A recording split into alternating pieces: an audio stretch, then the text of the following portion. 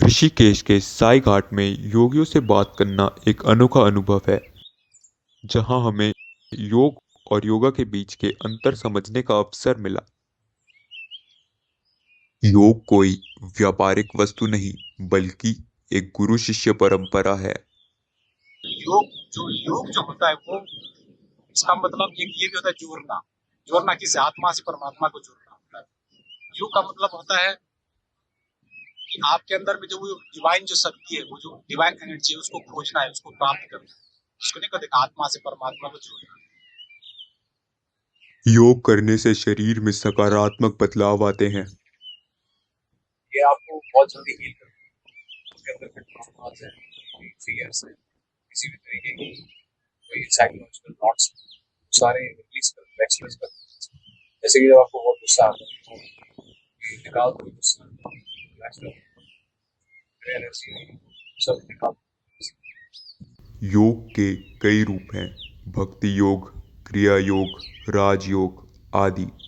क्रिया योग आत्मज्ञान का सबसे तेज रास्ता है।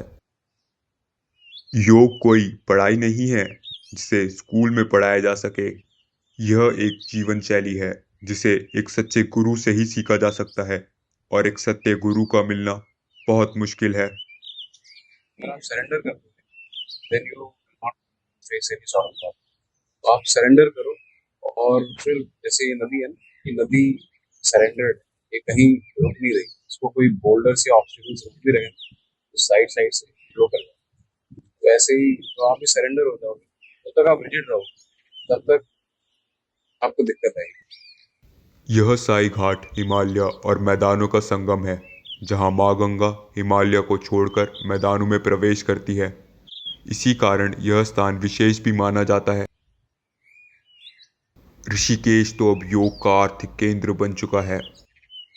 अभी जो ऋषिकेश में जो योगा सिखा रहा है वो योगा नहीं। आप इसको व्यायाम कह सकते हैं।